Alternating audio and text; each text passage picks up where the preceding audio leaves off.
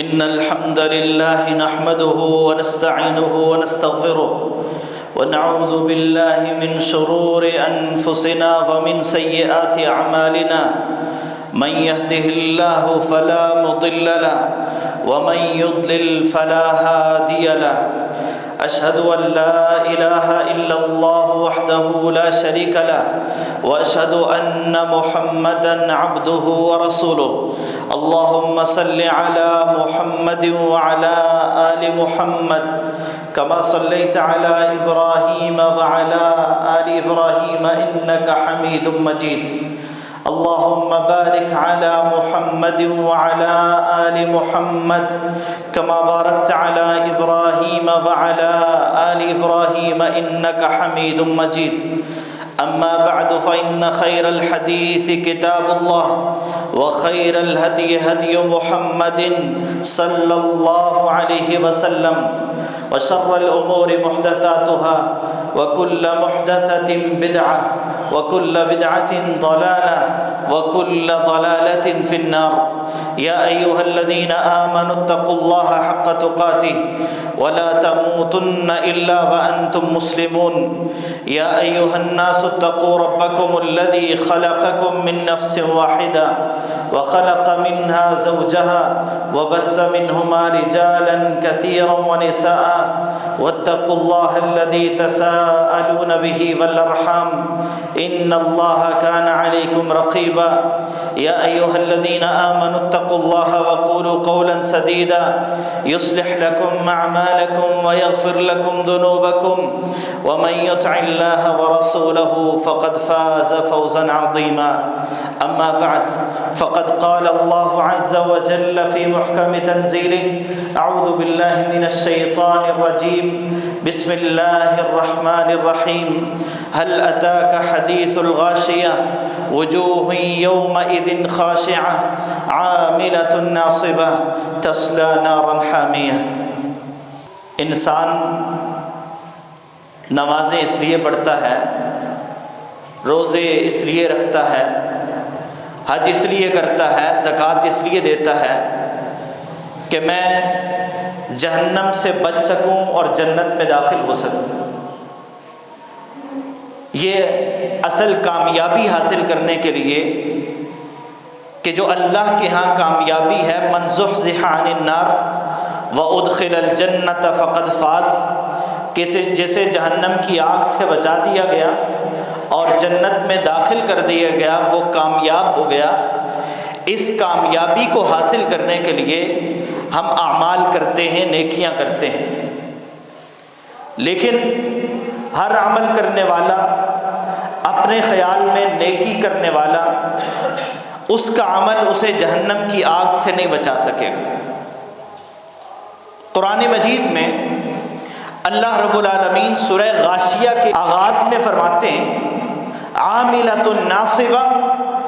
بہت سارے لوگ ان کے پاس اعمال ہیں، اور کتنے اعمال ہیں ناصبہ، تھکا دینے والے، بڑے اعمال ہیں ان کے پاس، بڑی نمازیں ہیں، روزے ہیں،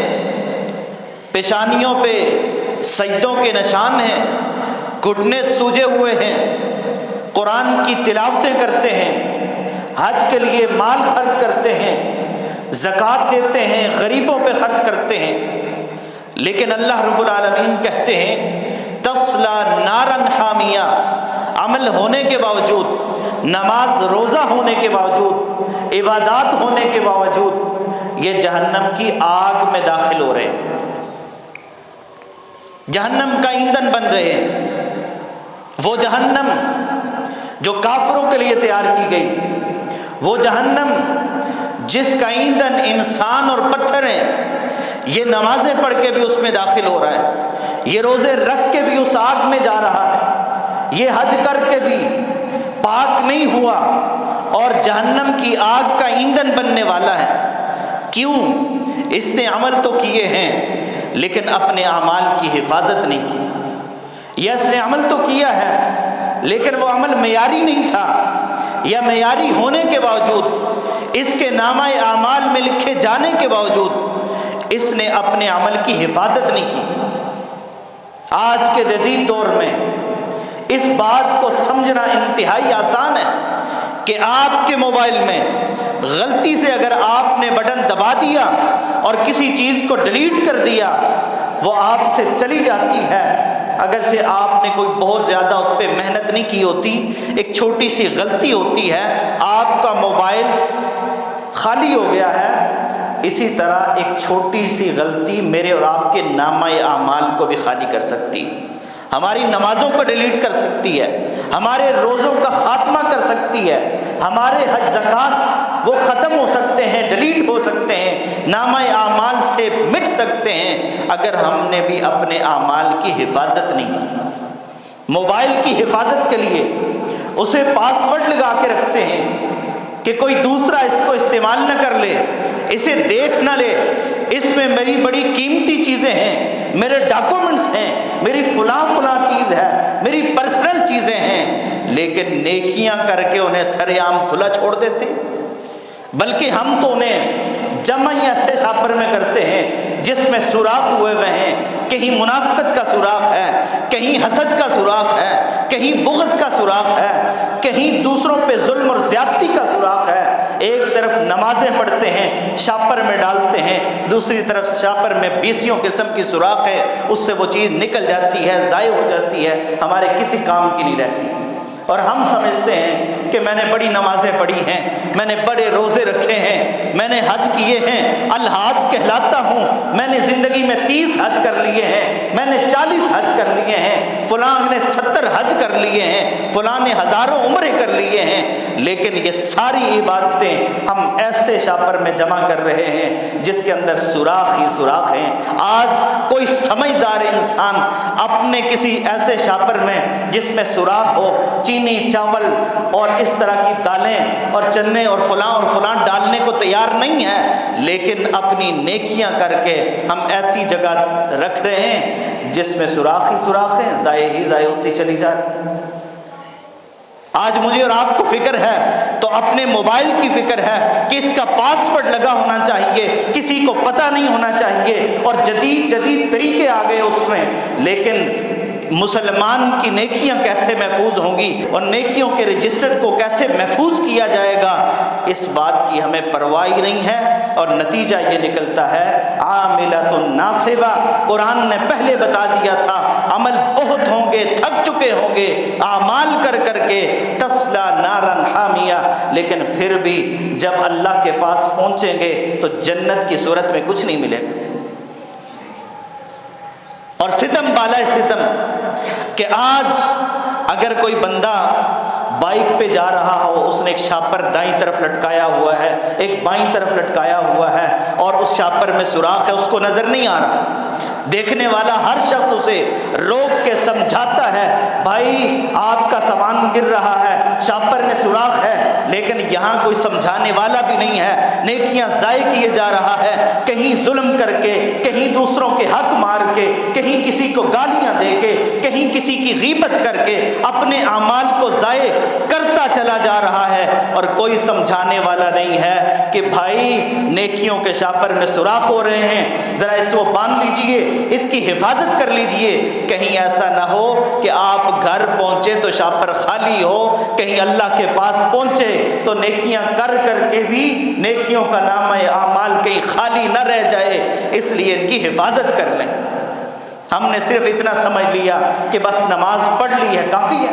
روزہ رکھ لیا ہے کافی ہے، حج کر لیا ہے کافی ہے، صدقہ زکوٰۃ دے دیا ہے بہت ہے میرے لیے، لیکن پرواہ ہی نہیں ہے کہ اس کی حفاظت کس نے کرنی، کون کون سی چیزیں ہیں جو میری اور آپ کی نیکیوں کو ضائع کرتی ہیں، برباد کرتی ہیں، آئیے ان کا جائزہ لیجئے۔ بہت ساری ایسی چیزیں ہیں، مختصر وقت میں جتنی ممکن ہو سکی ہم ان کا ذکر کریں گے، اور ان میں سر فہرست اللہ رب العالمین کے ساتھ کفر کرنا ہے کہ انسان کی زبان سے کبھی ایسا کلمہ نکل جاتا ہے، انسان نہیں جانتا کہ یہ کفریہ کلمہ ہے، لیکن علم نہ ہونے کی وجہ سے، جذبات کی وجہ سے، کبھی انسان کی جہالت کی وجہ سے، کبھی اس کے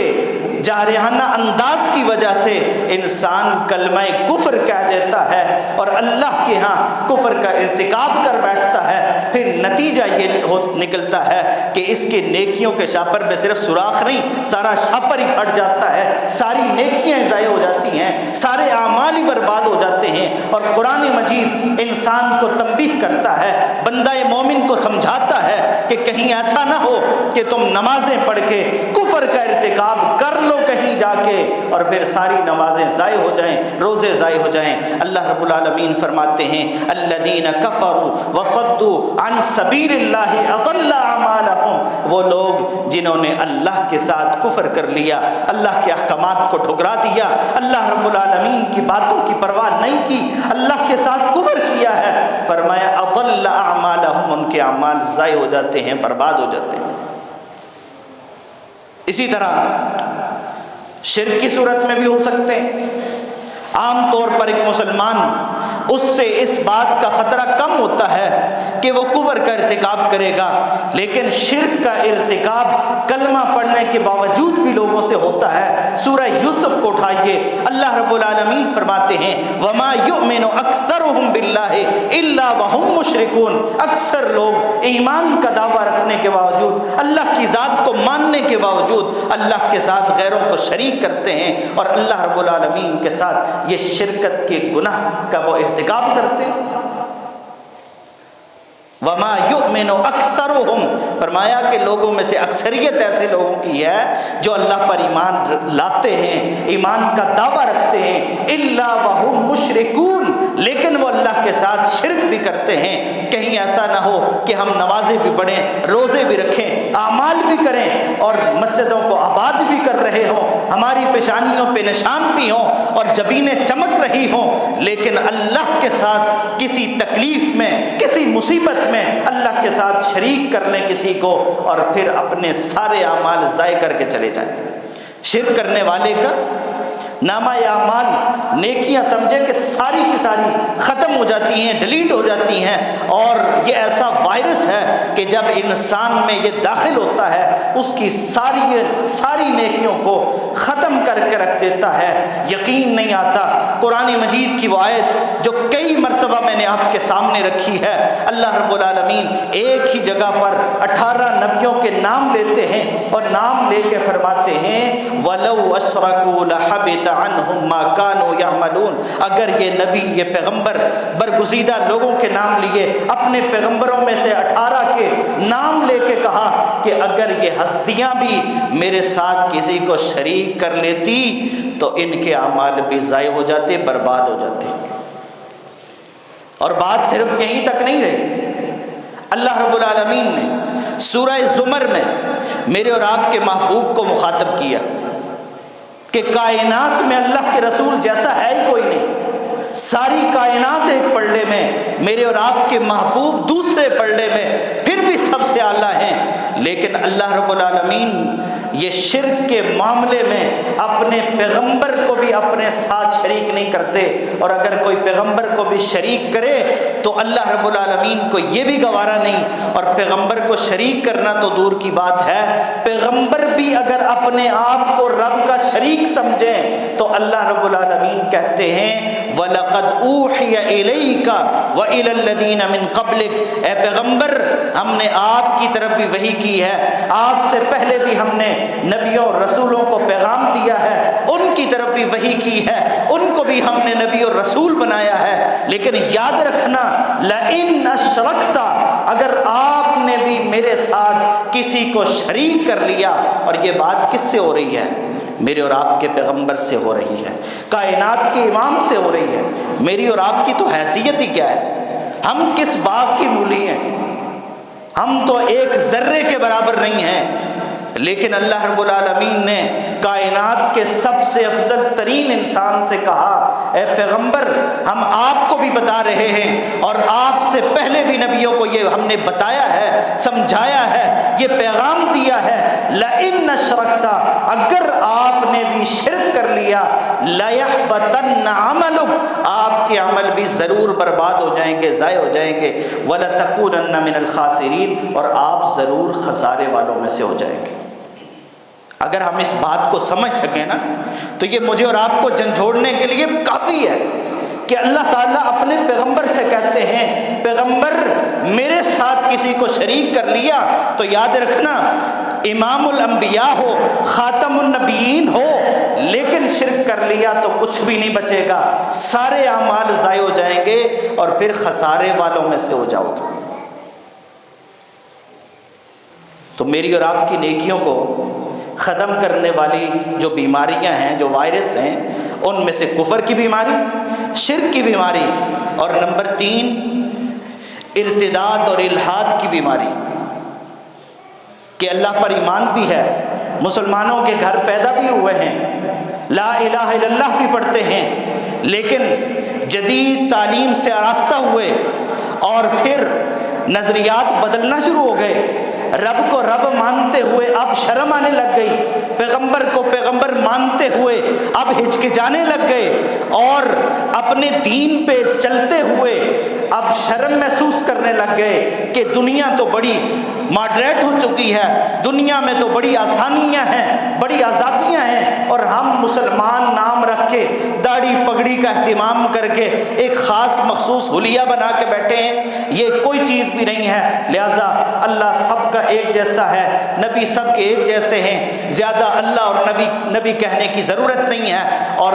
دین کا، شریعت کا، اسلام کا انکار کر دیں اور نئی نئی سوچ اور فکر لے کے آ جائیں، یہ ارتداد ہے، یہ دین سے پھرنا ہے، یہ مرتد ہونا ہے۔ اور ایسے بندے کے بارے میں اللہ کے پیغمبر نے کہا تھا من بدل دینہ فاقتلوہ، جو اسلام کو چھوڑتا ہے، جو اسلام سے منحرف ہوتا ہے، جو اسلام کو چھوڑ کے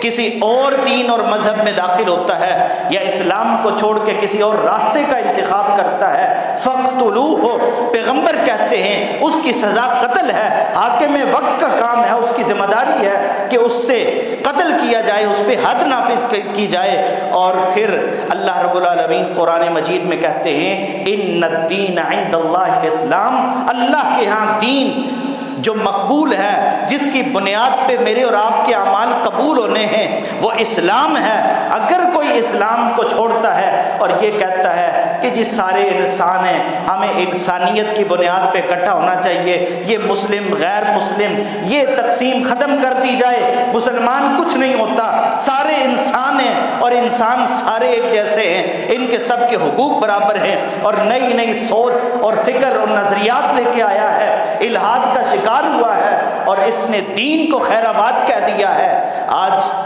کہنے کو تو یہ بڑی آسان سی بات ہے نا، ہمیں لگتا ہے کہ نہیں ہم تو پکے سچے مسلمان ہیں، ہم تو دین کے ٹھیکیدار ہیں، لیکن ذرا اپنے تعلیمی اداروں کا وزٹ کیجئے، ذرا دیکھیے کہ وہاں میرے اور آپ کے بچوں کو کیا سکھایا جا رہا ہے، کیا پڑھایا جا رہا ہے، ان کا نصاب تعلیم کیا ہے، ان کی تربیت کرنے والی تربیت گاہوں میں ان کی تربیت کیسی ہو رہی ہے۔ آج میں مسجد میں جا کے بیٹھ جاؤں، نمازیں پڑھتا رہوں، اور مجھے اپنے بچے کا پتہ ہی نہ ہو کہ وہ کس کالج میں جاتا ہے، کس یونیورسٹی میں جاتا ہے، کس ادارے میں جا کے کیا سیکھ رہا ہے، کیا وہ رب کا انکار تو نہیں سیکھ رہا، کیا وہ دین سے بیزار تو نہیں ہے، کیا وہ اسلام سے نکلنے کے بارے میں تو نہیں سوچ رہا۔ اگر کوئی ایسا ہے اور وہ صرف مسجد میں بیٹھ کے سوچتا ہے کہ بس ٹھیک ہے میری اولاد ترقی کر گئی نا، اس نے گھر بنا لیا ہے، اس نے گاڑی لے لی ہے، اس کی شادی ہو گئی ہے، بچے ہو گئے ہیں، اب بڑا ہے، سمجھدار ہے، مجھے پرواہ نہیں ہے، میں اللہ توبہ کرتا ہوں، مسجد میں بیٹھتا ہوں، تو یاد رکھیے یہ انسان کی بھول ہے، اس نے اپنی اولاد کو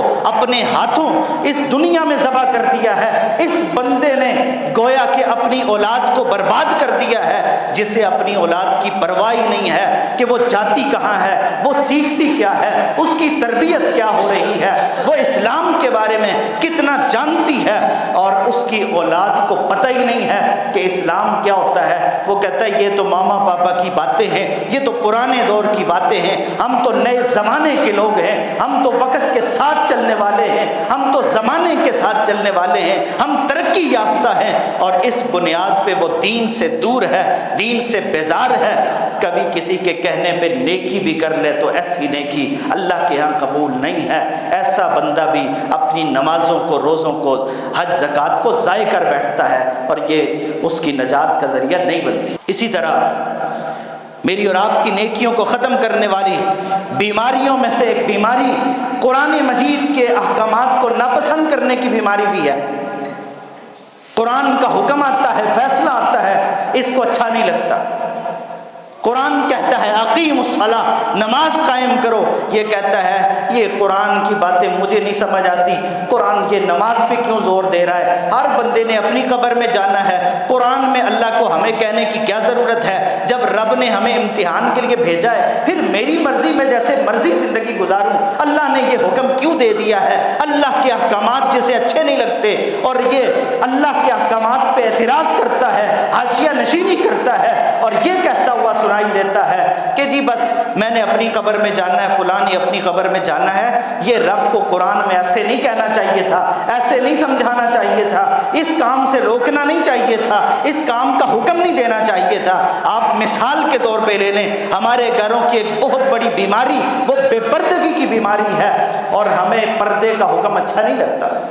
ہم کہتے ہیں نہیں، کزن سے کون سا پردہ ہوتا ہے، چچا زاد سے کون سا پردہ ہوتا ہے، خالہ زاد سے کون سا پردہ ہوتا ہے، اپنے گھر میں رہنے والے اپنے رشتہ داروں سے کون سا پردہ ہوتا ہے، پڑوسیوں سے کون سا پردہ ہوتا ہے، استاد سے کون سا پردہ ہوتا ہے، شاگرد سے کون سا پردہ ہوتا ہے۔ یہ پردے کا حکم تو اللہ نے اپنے پیغمبر کو دیا تھا، اور اہل ایمان کی ہر بیوی اور بیٹی کو حکم تھا کہ اس نے پردہ کرنا ہے، لیکن یہ پڑھ لکھ کے یہ سمجھتا ہے کہ اللہ کے سارے حکم ٹھیک ہیں، لیکن یہ پردے کا حکم مجھے سمجھ نہیں آتا، یہ نہیں ہونا چاہیے، اس سے تو ترقی نہیں کر سکتے۔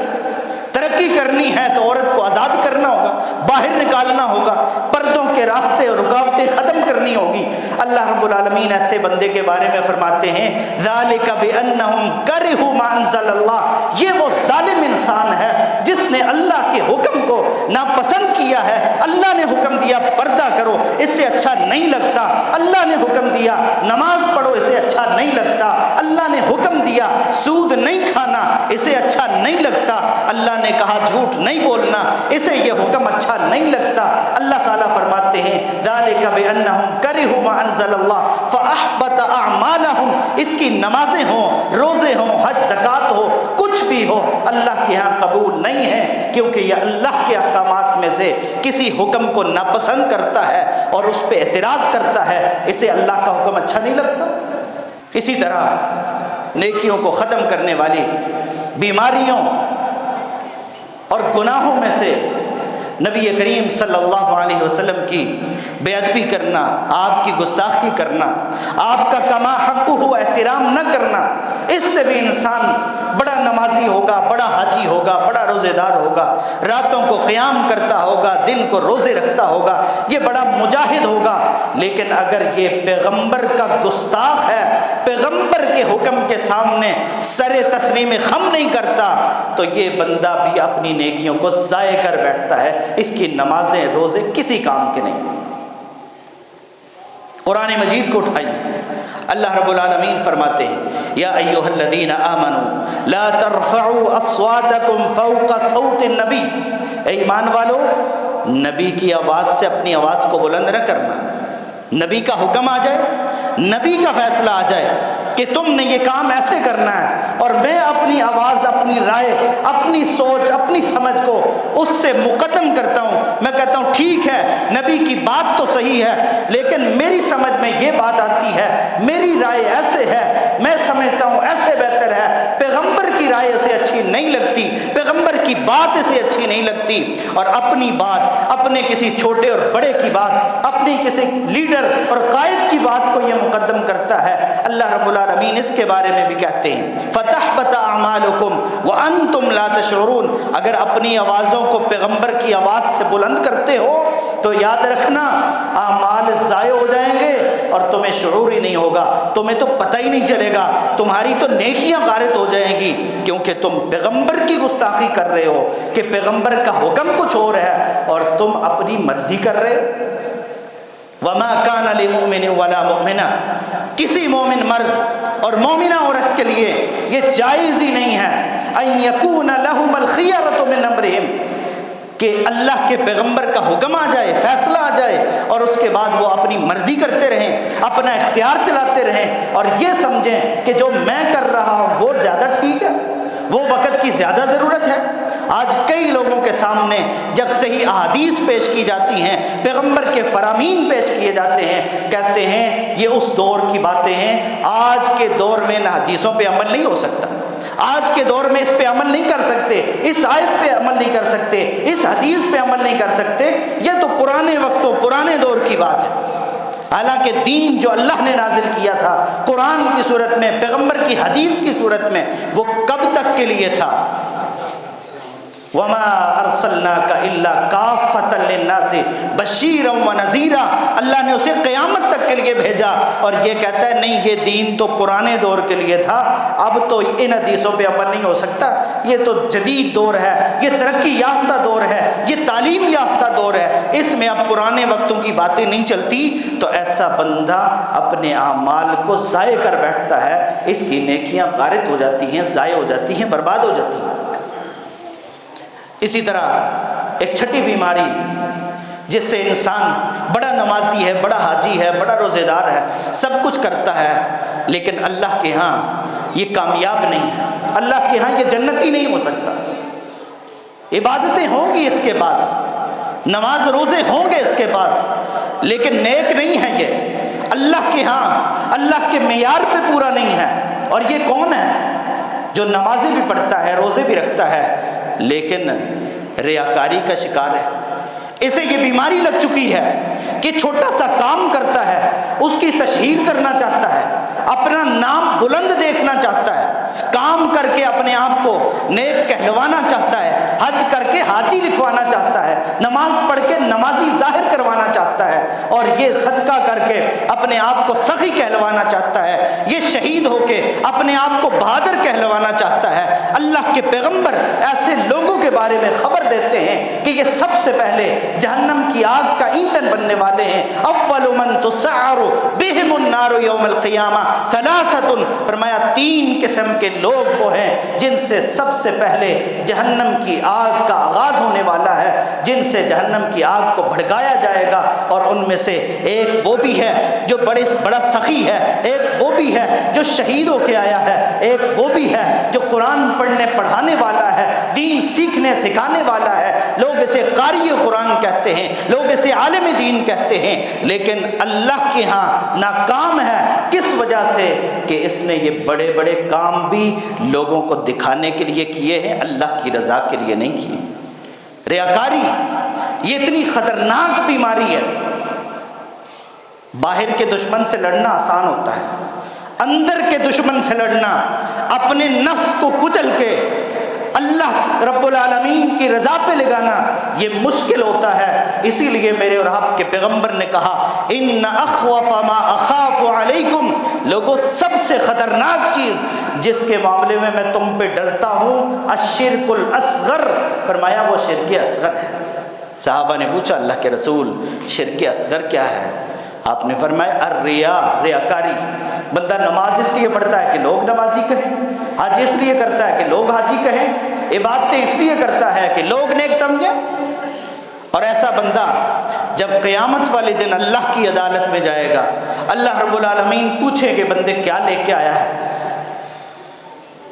جواب دے گا کہ فلاں فلاں چیزیں لے کے آؤں، لیکن اللہ کہیں گے کذبتا، جھوٹ بول رہا ہے۔ اور ایسے ہی بندے کے بارے میں پیغمبر نے یہ بھی کہا کہ جب یہ اللہ سے اجر لینے کے لیے جائے گا، کام لوگوں کے لیے کرتا رہا، کبھی ایسا ہوا ہے کہ آپ کام کسی اور کے گھر میں کر رہے ہوں اور پیسے لینے کسی اور کے پاس چلے جائیں، آپ کہیں جی میں نے وہ آپ کے پڑوسی کا کام کیا ہے، میری مزدوری بنتی ہے مجھے دے دیں، میں نے وہ آپ کے فلاں رشتہ دار کا کام کیا ہے، پیسے آپ دے دیں، آپ اس کے رشتہ دار ہیں۔ کام لوگوں کو دکھانے کے لیے اور ثواب رب سے لینے کے لیے جائے گا۔ اللہ رب العالمین فرمائیں گے اذهبوا الى الذين كنتم تراؤون في الدنيا، جاؤ جا کے ان سے بدلہ لو جنہیں دکھانے کے لیے کام کرتے رہے ہو، جنہیں دکھانے کے لیے نمازیں پڑھی ہیں، جنہیں دکھانے کے لیے تم نے نیکیاں کی ہیں، جا کے ان سے بدلہ لو، میرے پاس تمہارے لیے کوئی بدلہ نہیں ہے، تم نے میرے لیے کام نہیں کیا، کام لوگوں کے لیے کیا ہے، اجر اور بدلہ اور ثواب میں کیسے دوں؟ اور اللہ نے تو حکم ہی یہ دیا عبادت کے لیے، فرمایا وما امروا الا ليعبدوا الله مخلصين له الدين حنفاء، کہ لوگوں کو حکم اس بات کا ہے کہ وہ دین کو اللہ کے لیے خالص کر کے، چھوٹی سے چھوٹی نیکی ہے اللہ کی رضا کے لیے اسے کیا جائے، اللہ کی خوشنودی کے لیے، اللہ کو راضی کرنے کے لیے۔ اور یہ بڑا مشکل کام ہے کہ انسان کا ہر کام اللہ کے لیے ہو جائے۔ ہم تو دیکھتے ہی ہیں نا کہ لوگ کیا کہیں گے، لوگ کیسے راضی ہوں گے۔ انشاءاللہ آئندہ کی گفتگو میں اللہ رب العالمین نے توفیق دی تو اسی حوالے سے بات کریں گے کہ لوگ کیا کہیں گے، کیا یہ دیکھنا چاہیے کہ رب کیا کہے گا، یہ دیکھنا چاہیے جو ہم نے کہا سنا، اس میں جو غلطی کوتاہی ہوئی اللہ تعالیٰ اس سے درگزر فرمائیں، اور جو صحیح بات ہوئی اس پہ عمل کرنے کی توفیق عطا فرمائیں۔ وآخر دعوانا ان الحمدللہ رب العالمین۔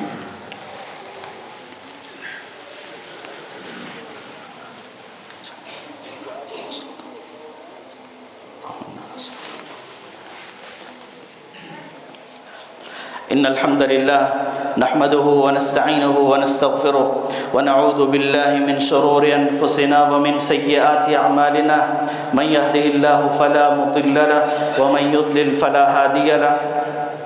أشهد أن لا إله إلا الله وحده لا شريك له، وأشهد أن محمدا عبده ورسوله، اللهم صل على محمد وعلى آل محمد كما صليت على إبراهيم وعلى آل إبراهيم إنك حميد مجيد، اللهم بارك على محمد وعلى آل محمد كما باركت على إبراهيم وعلى آل إبراهيم إنك حميد مجيد، اللهم إنا نسألك الهدى والتقى والعفاف والغنى، اللهم أرنا الحق حقا وارزقنا اتباعه وارنا الباطل باطلا وارزقنا اجتنابه، اللهم علمنا ما ينفعنا وزدنا علما،